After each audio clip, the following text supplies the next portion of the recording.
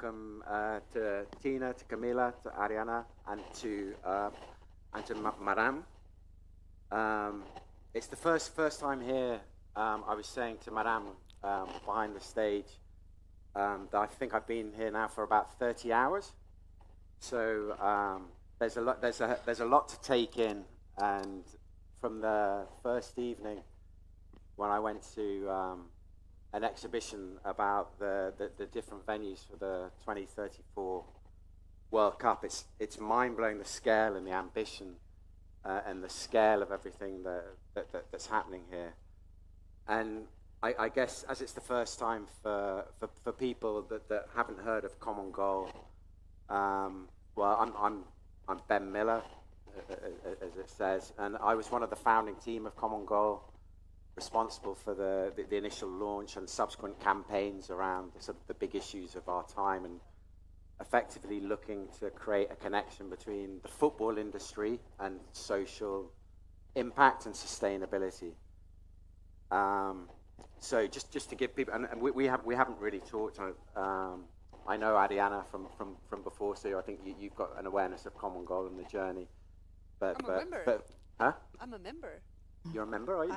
Yeah, thanks for knowing. So it's a player-led. Arianna was an elite player. I think you might have told me that before, actually. And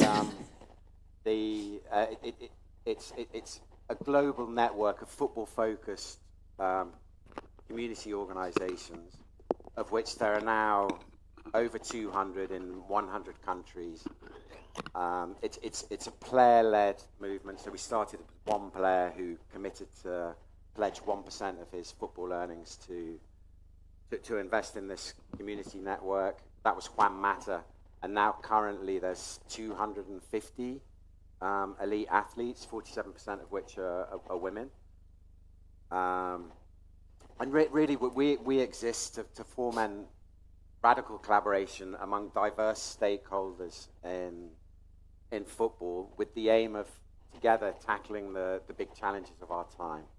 So that you know, they include sustainability, mental health, inclusion, and gender equity, which will be somewhat the focus of our talk today.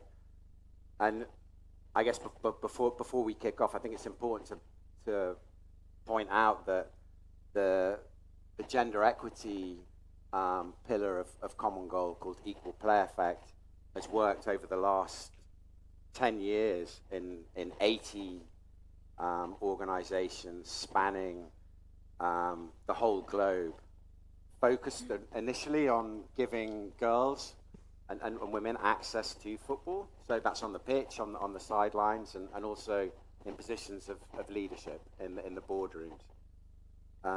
We recognize that it's not a one-size-fits-all theme, and part of the growth journey of Common Goal has been due to the fact that we meet people where they are, and that means that that's the only way that you can truly collaborate with people, and it's a way in which you have to be respectful of local traditions, beliefs, and customs, and at the same time creating an atmosphere of trust in which people can embrace radical collaboration, which is the only way that we've found that you can actually move the dial on these themes in a meaningful way, albeit slowly but surely. So today we've got, I think there's 4 continents represented here. So maybe just to kick off with you, Maram, you're as a local, you're the chair of Eastern Flames FC. Can you just paint a picture for us about your own journey in football and Eastern Flames FC, and what you represent and what you aim to do? Thank you, Ben. First of all, I want to welcome everyone here, and I'll tell you more about myself. I am Maram Albutairi, the owner of the Eastern Flames Football Club. I am a football player, football fan, a certified coach, and currently the CEO of Eastern Flames. As a female, I am a single with 2 kids, Nof and Faisal. but that's outside. I'm a professional employee, and then after 4 o'clock, I am the CEO of Eastern Flames. So this is my 24 hours. Eastern Flames started as an immature team in 2006. That's 18 years ago. It was, and still is, where female football in Saudi started and where it continues.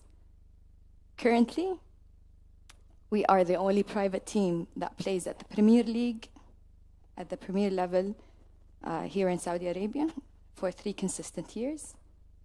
We represent not only passion, perseverance, and opportunities.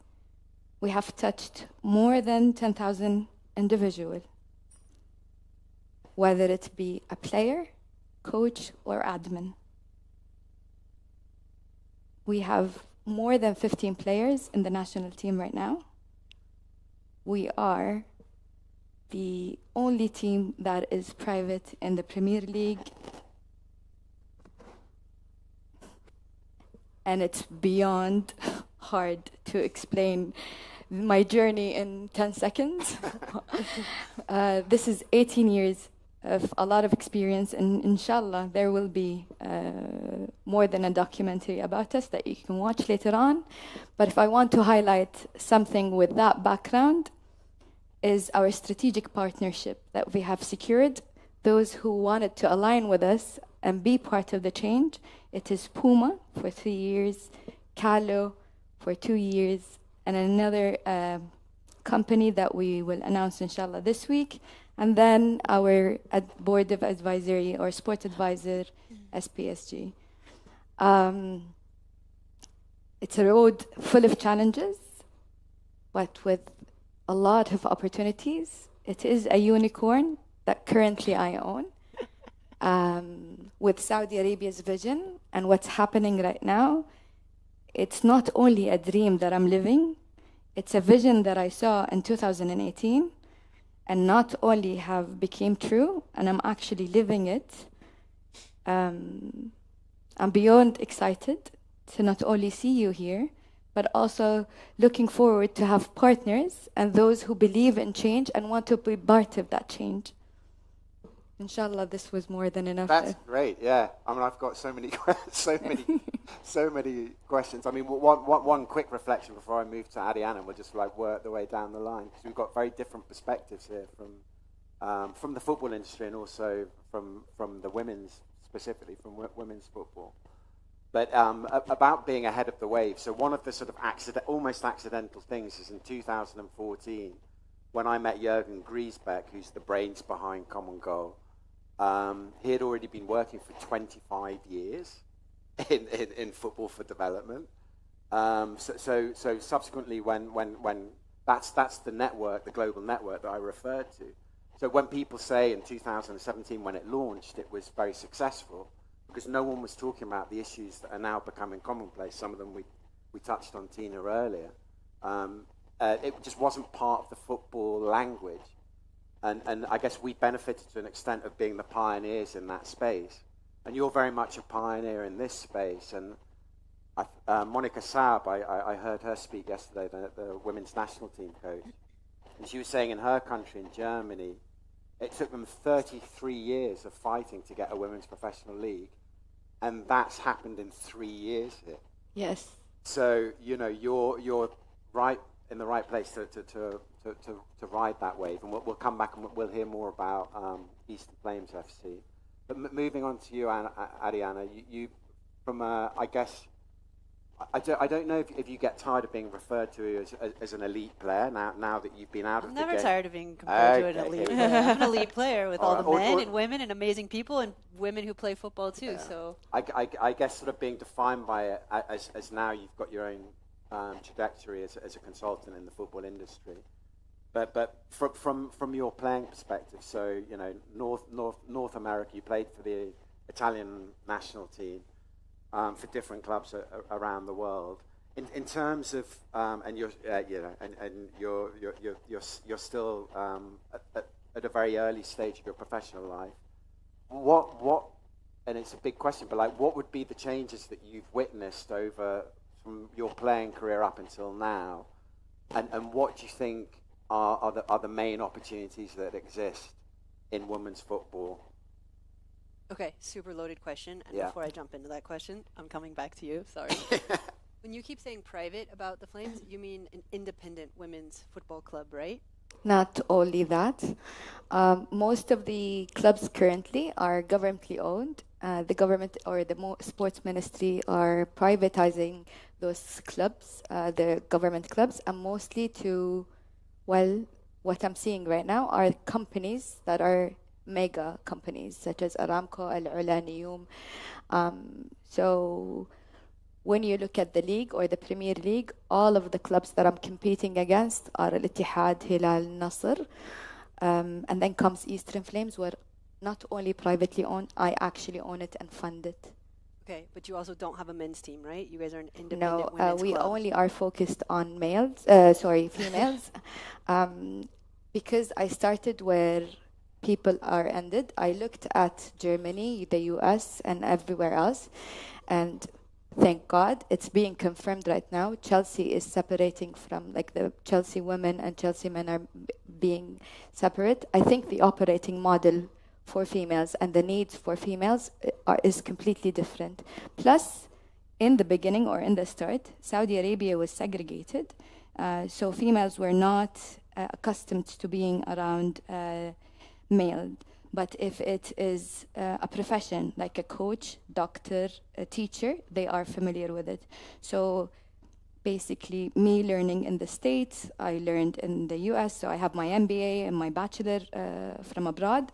I took whatever I've learned and made it culturally accustomed to us, and it worked. And this is how I was able to not only attract talent, but a lot of talent and females, and was able to touch them. So yes, it started with our culture, because our culture eats everything for breakfast.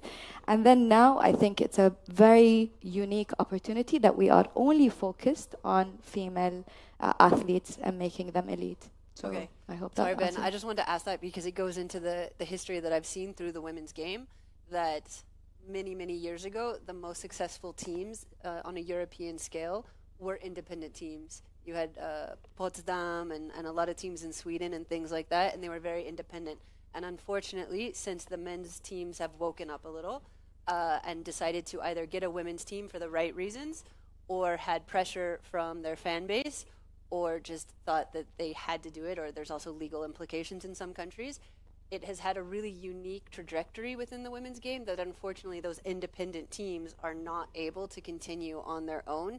And the history of kind of our game is slowly being pushed to the side, where the clubs are now pretending like they've been there forever, and most of them haven't. And where the base of this has come from is these independent. So I get really excited when I see the independent teams kind of remaking their face. There's good and bad to everything. The good thing about connecting with a men's team is the infrastructure is already there. You have stadiums that are built. You have the medical side that's there. It really comes down to that infrastructure that makes it really great. Obviously, if you go to the U.S. and with the NWSL, we have quite a few independent teams that are doing fantastic. Everybody's heard of Angel City in this room? Mm-hmm. You guys are a really great crowd. Thanks for responding. So, like, they're doing a really good job, and they have a unique way to do it. But I think the biggest thing that I've seen is the trajectory, and when the big men's clubs come in and create a women's section, how they create that women's section, the reasons behind creating the women's section. I think you really do see that on the pitch. I call it, are they doing it for the right reasons or the social reasons? You absolutely see that in the investment, not just a financial investment, but a human resource investment, where they're going with the players, what they're doing. Do they actually have a strategy to build it? Are they just throwing money on the side because they have to? This is where I see a lot of difference coming into the game, and where we need more work. And there's an ROI to women's football if you have the right strategy. If you don't have a strategy, you will not make money, just like you won't make money in men's football. And I'm sick of clubs saying that they can't make money if they're not doing the right things to market and do stuff, which I'm sure Tina's going to jump in and talk to, and other ways. So strategy, in my opinion, within the women's game is where the good clubs, Angel City is doing a great job of that. Sure, your MBA background from America has helped you figure that part, strategy with your women. is probably a really big part. And I won't keep going because I could do it for an hour. Let's jump on. Yeah, I mean, on Angel City, actually, at the European event of the World Football Summit. And yeah, massive kudos to Marian and to Jan and the team for bringing this together. I'm always amazed by the amount of work they put into these events. But Julie Ehrman, the CEO of Angel City, was there. That was 2 years ago now, I think. And she said that she said in one of these talks that when they publicly committed to investing 10% of global revenues into community projects around the local area connected to the club, mainly run by women and mainly run by black and brown women, which were their main values in terms of where they wanted to commit. They increased the price of their sponsorship portfolio by 10%, and they sold out the entire portfolio within a week.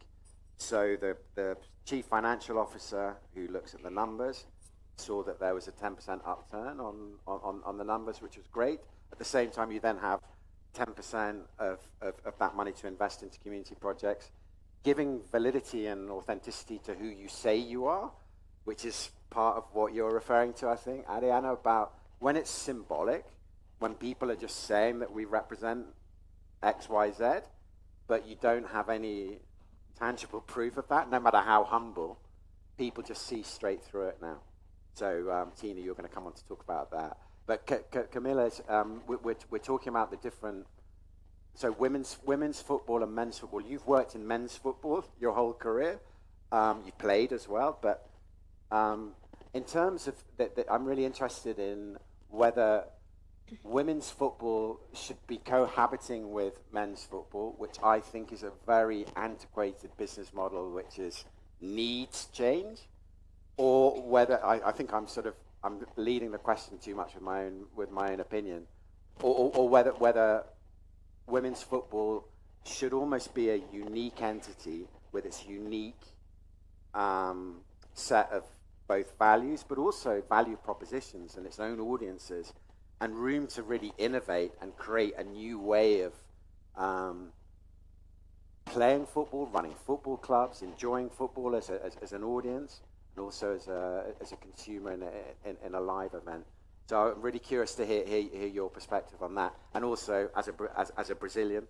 So we've now got Saudi, North American, Italian, and now Brazilian. So we've got quite a diversity as well in terms of geography here.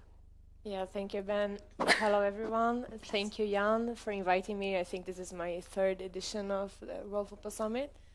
And yes, my career is a bit different, but I think the reason I landed here for sure is because I played myself. I'm Brazilian-Italian that was raised in Sweden. So I lived in Sweden for 18 years, played for AK and Hammarby, but never reached the level that Arianna did, unfortunately, due to injuries.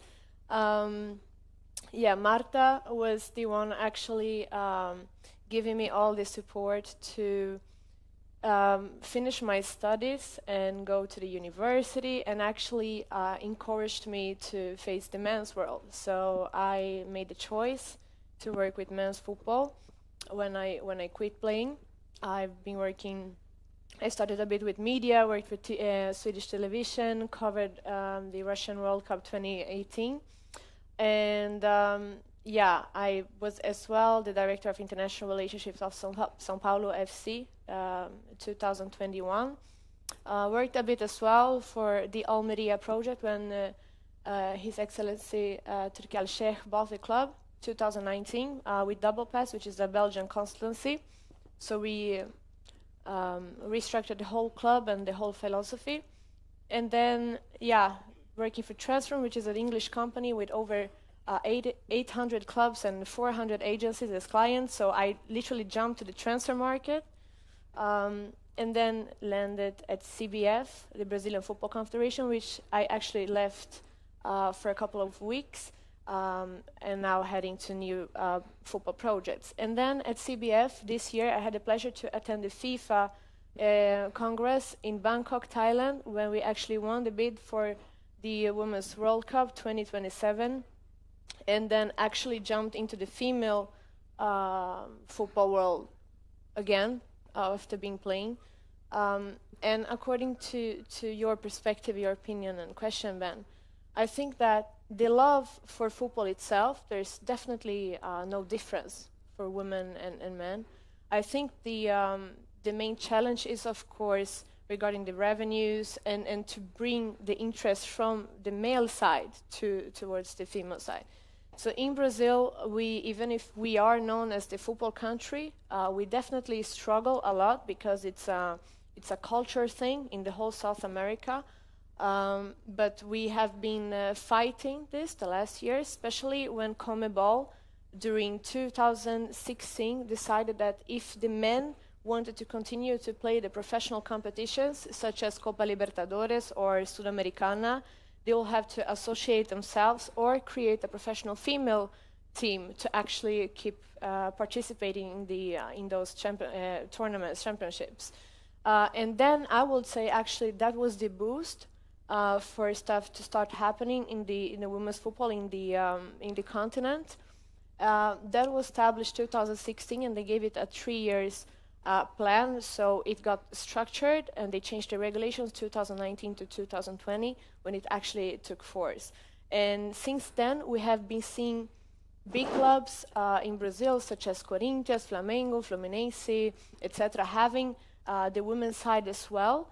Now on, you can see, for example, Flamengo launching the U16 girls team, etc., and as well as Copa Libertadores for the women's, etc. And Brazil, the CBF, was one of the first federations in the world to actually occupy the salaries between the women's team and the men's team, which is massive, of course, the national team. Right. So considering all the culture barriers and difficulties, that was a huge event. And yes, I think that if we already have the love for it, and now we also have the support from the main confederation, which is CONMEBOL, the way we can improve it is, of course, through the marketing side of it, like using as well the men to promote women, and then I'm talking definitely about the teams, the players, the profiles, because especially in our continent, which is very similar to Asia, especially Saudi Arabia, the social media, the mobiles, how everyone is so connected nowadays, it's about bringing attention.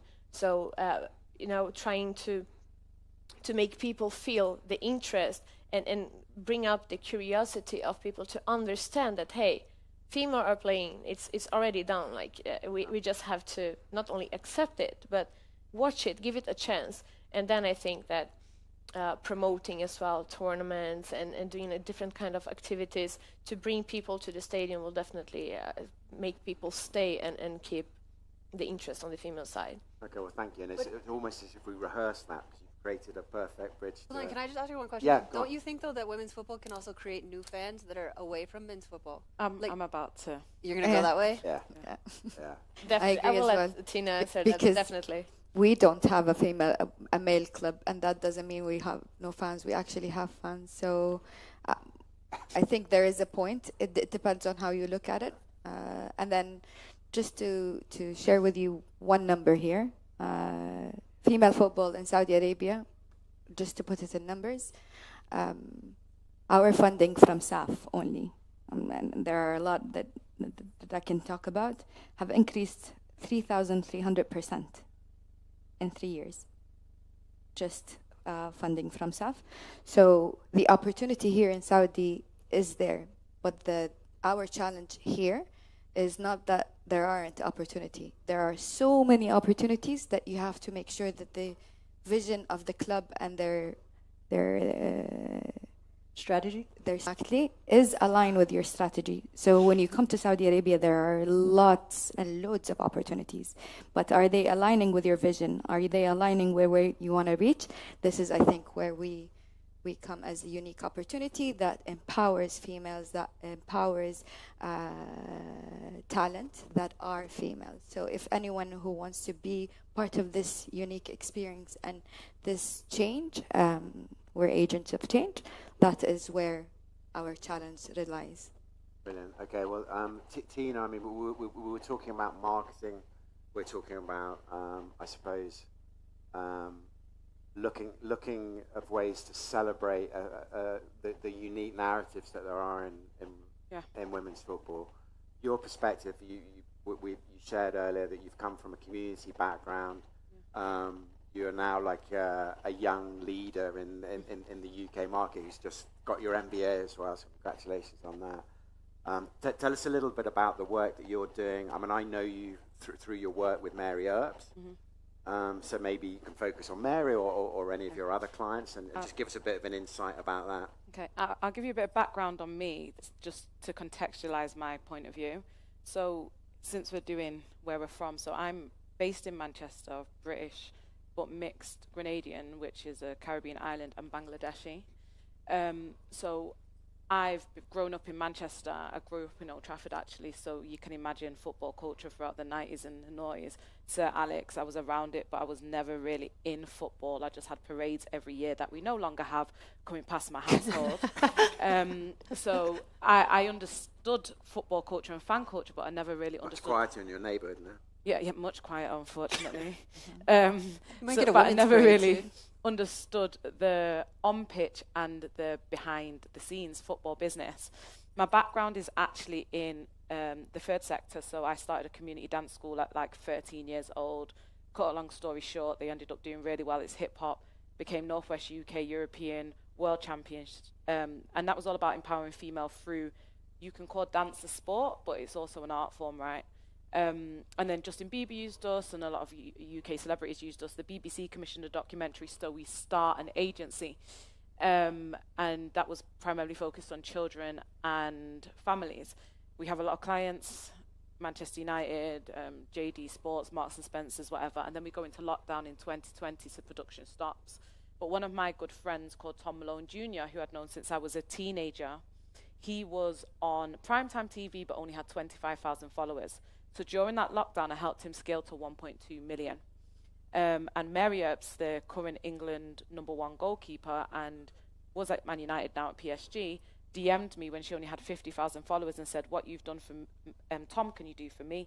So I said, let's give it a go. So we started working about 4 years ago now. She's gone from 50,000 followers on Instagram to 784,000. I encouraged her to start TikTok, and that's gone from 0 to 1.2 million. Her Facebook's gone from about 40,000 to over 600,000, and we're focusing on her LinkedIn at the moment, and then we're about to build out her YouTube. So we're building her social media empire, and then you monetize that, right? But I just want to pick up on a few bits on this panel, because first of all, I've given a few different facts and figures and whatnot. But I think when we do these panels, it's super important to contextualize data. So like, for instance, Mary might have gone from 0 to 1.2 million on TikTok, and it is great, don't get me wrong. But at what points, why did that happen? So I can tell you, she grew, I think it was 250,000 followers off the back of the Euros. She grew again, I can't remember how much, but a lot, off the back of the World Cup. TikTok, when we started, I told her to get on it because she told me she wants to leave the women's game in a better place, and she wants to make goalkeeping cool. So I said, you start with young people, and young people are on TikTok. So this is 4 years ago. Man United women didn't have a TikTok account. Man United did, but they weren't using it great, and only 4 men's Man United players had them, but they weren't engaging. So she built that because she was the first Man United player and WSL player, to be fair, to give behind-the-scenes access, which I realized was resonating already on Instagram, but you can pull it over to TikTok. She was the first one to do it, so she grows. So we contextualize it. She grew like that, but will every other player grow like that? Not necessarily. It has to be really, really individual to who they are and what they're trying to achieve. I don't subscribe to the fact that women's football has to be totally separate, but I come from a brand point of view and from an entrepreneurial point of view. And the reason I don't subscribe to that is because I believe that things don't have to be mutually exclusive. Like, they don't have to be. You can have a mechanistic organizational structure where it is very, very stiff and there's no room for innovation. And I think that's why people are trying to pull so far away and say, actually, women's football needs to be totally separate. I don't think it's that. I think it's the infrastructure of the clubs and them recognizing that it is a different project and product, but building that into and changing their whole organizational structure to make it a bit more organic. where it allows more room for innovation and it allows more room for people to create. I think that when it comes to women's football, if you look at the data, women's football fans follow the players more than they do follow the team or the league. So actually, from my perspective, I may be biased, player profile, player brands are incredibly important. And I always make the reference of Michael Jordan globalized basketball. LeBron James and Steph Curry are doing it at the moment. We all know who Caitlin Clark is, regardless of whether we watch the NBA, but it's highlighted the NBA. Who do we have in women's football right now? There's not enough women that have the resources to do it, and there's not enough people that are pulling these women out and helping them to grow. I work with Mary Earps, and we've done all of her PR and marketing and comms for free for 8 months because she didn't monetize then, and even then her first deal was £1,500, so we made £300. But eventually it has paid off. And we have 2 other girls that we work with, Gabby George at Man United, or Coombs at Man City, and we will look to take more on, and I do that work free of charge as well, because I understand that once they scale, we'll take 20% of their commercial and we'll be cool. But it's more about the belief. Now, these women don't have the capital because of their playing salaries a lot of the time to invest in the infrastructure and resources to do that. That's where the problem lies, whereas the men's players do. So what we actually need is we need to look at the infrastructure and look at how we can create that change. I think that can come from brands. I think that can come from federations. I think that can come from clubs. But I also think that there is a fear of what I see, especially in English football, you know, and European. No one likes a player to be bigger than the club, but the reality is that's the way it's going now. So how do these clubs work with players? Because Ronaldo brought a hell of a load of fans over here, you know, and that's the way it'll keep going. Messi, same with Inter Miami. And for context, I think, I'm not saying it's all Mary, but the last game that they played at Old Trafford, since Mary's gone, I think they only done 8,000 to 9,000 tickets. The game before that was 46,000.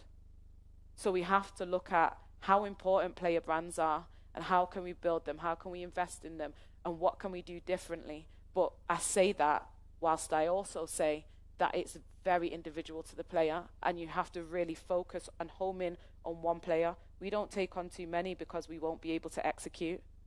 We are playing the long game. I am playing the long game, and we also have been lucky enough to land on a structure, to be honest, where we have a kids agency, and we also have a generic digital influencer only agency.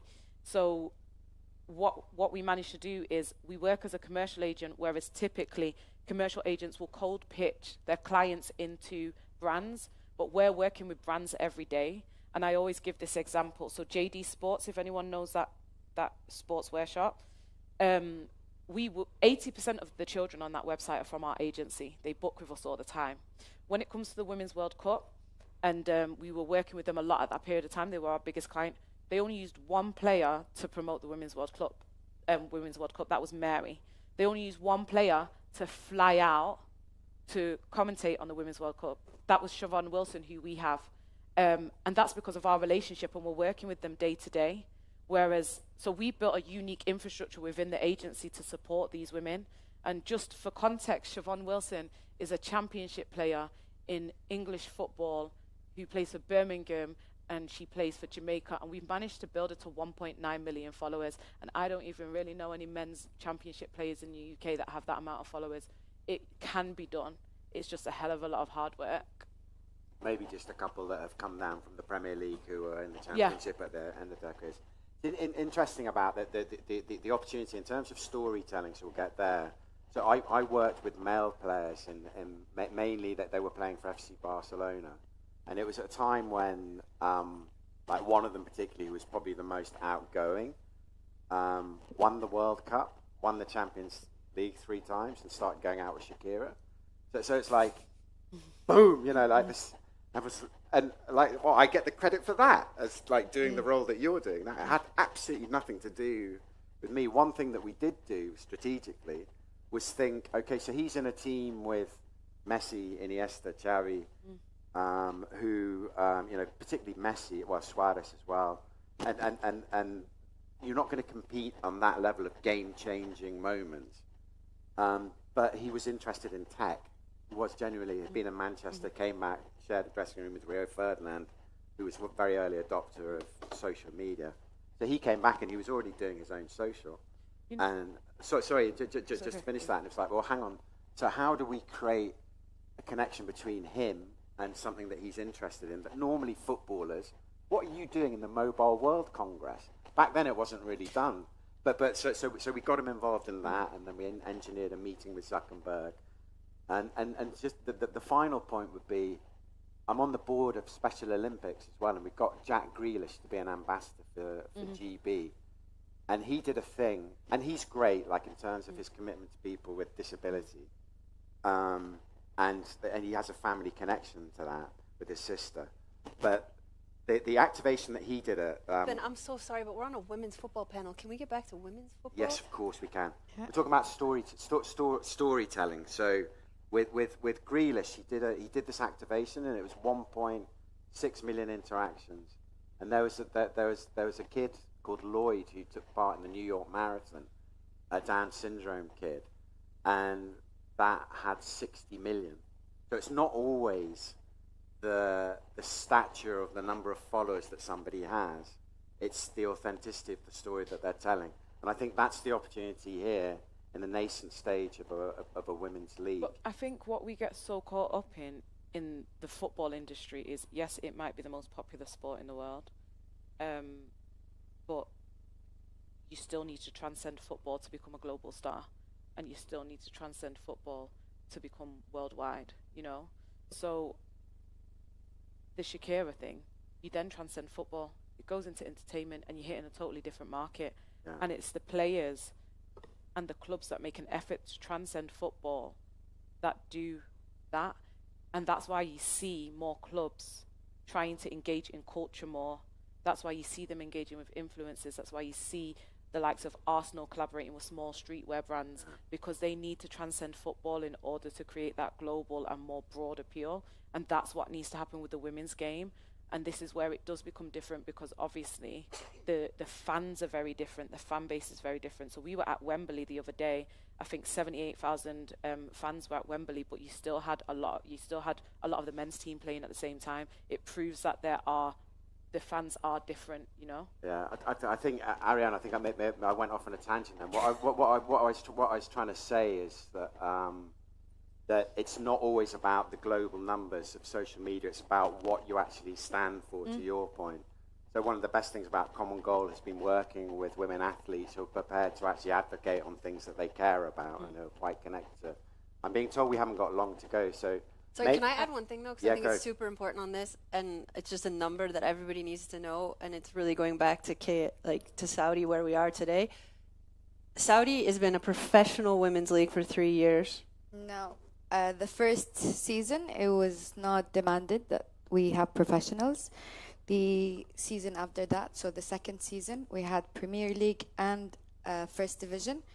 They suggested that we have 10 professional players, Saudi. And then this league, which is the third season, we have a Premier League, First Division and Second Division, and it's full. So next season, we will have a third division most probably.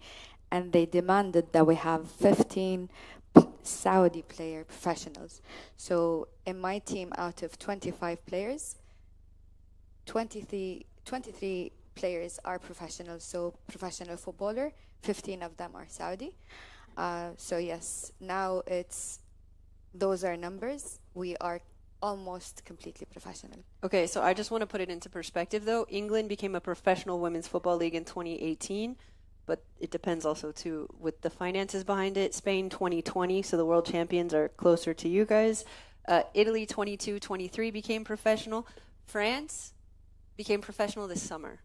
So you guys are actually above the curve on what's happening in women's football, and I just think it's really important to highlight this. The professional piece of women's football is so important to the development of the game and for the women in order to get what they need to become brands, to get to the top. And I just think those numbers need to be in our head of like where Europe is and where Saudi is and what you guys are trying to do. That's why I told you I'm a unicorn. Yeah, I think unicorn. Just to add to that though, when you look at the European leagues, and I'll talk especially about the English, the top 6 in the WSL, the Women's Professional League,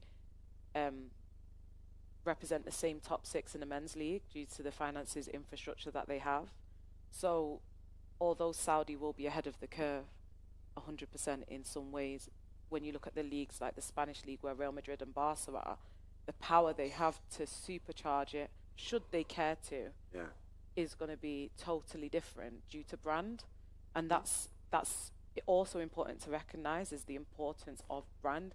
You can't ever discredit or take away the amount of time that a Man United, a Real Madrid, a Barca have spent building that brand. It's always going to be more visible, unfortunately, for this period of time at least.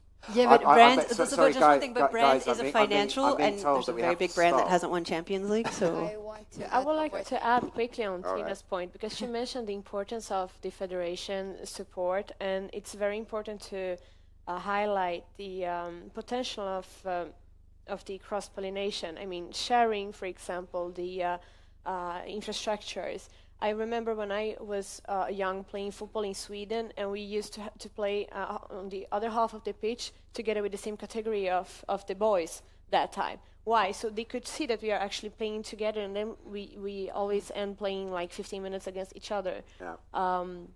So that's the importance, also taking the advantage that Saudi, with the Saudi 20s division and the rapid growth, I think it's very important to understand that the more female and male are together helping each other, the faster everything is gonna happen and be more acceptable as well.